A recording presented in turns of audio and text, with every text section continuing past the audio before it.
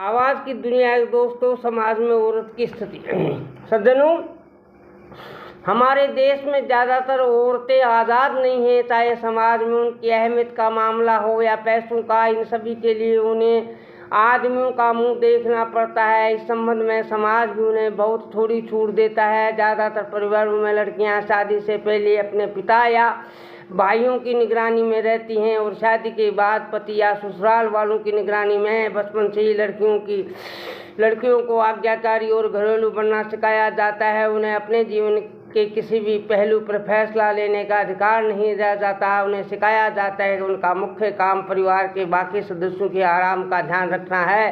कर्तव्य पालन करने वाली बेटी, प्यार देने वाली माँ, आज्ञाकारी बहू और वफादार दब्बू पत्नी के रूप में लड़की होने की वजह से उसके घूमने फिरने, पढ़ाई लिखाई और व्यवसाय सीखने पर रोक लगाई जाती है। सज्जनों, ऐसी कोशिश की जाती है कि वे अपने खर्च के लायक पैसा न कमा ले या पैसे के मामले में आज़ाद न हो जाए। कई औरतों को तो बुनियादी फैसले भी नहीं लेने दिए जाते, जैसे उसे कब बच्चा चाहिए या फिर चाहिए भी या नहीं। उन पर इतनी कड़ी निगरानी रखी जाती है कि उन्हें अपने मित्रों और रिश्तेदारों से मिलने या बाजार जाने से पहले इजाज़त लेनी पड़ती है।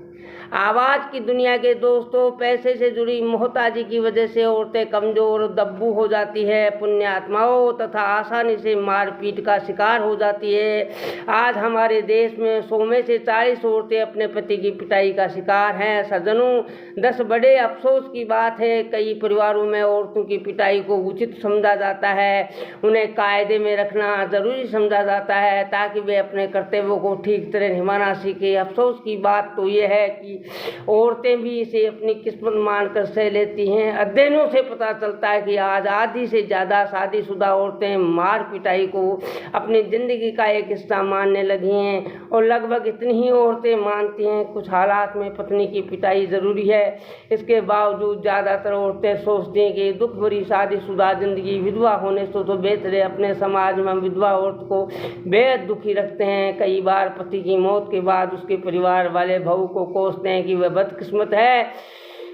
सत्संग प्रेमियों, माताओं, भाइयों, बहनों और अपने पति की मौत के लिए जिम्मेदार व विधवा औरतों को समाज से बाहर ही रखा जाता है। शादी, नामकरण, जन्मदिन आदि के मौके पर विधवा को मनहूस समझकर दूर रखा जाता है। उसके जीवन में पाबंदी लग जाती है। वह क्या पहनती है, क्या खाती है, कैसे रहती है, सब कुछ कड़े कायदे कानून के मुताबिक चलता है। सज्जनों, औरतों के साथ भेदभाव की कहानी यहीं खत्म नहीं होती। औरतों के जीवन में और भी कई मुश्किलें हैं। एड्रेस से लेकर औरतों के प्रति बढ़ते जुल्म और अपराध के मामले। इसके अलावा अगर औरत गरीब परिवार की हो तो ये सब मुश्किलें और भी ज़्यादा बढ़ जाती हैं। हमारे देश में बहुत बड़ी संख्या में औरतें गरीबी में जी रही हैं। ये सब क्यों हो रहा है? हम औरतों के साथ ऐसा सलूक क्यों करते हैं? यदि हम पीछे मुड़कर परंपराओं की और रीति रिवाजों को देखें तो इस प्रश्न का जवाब साफ जाहिर है। सब्सक्राइब फ्री है मित्रों, ये नितांत आवश्यक है। मेरी आपसे विनम्र गुजारिश है।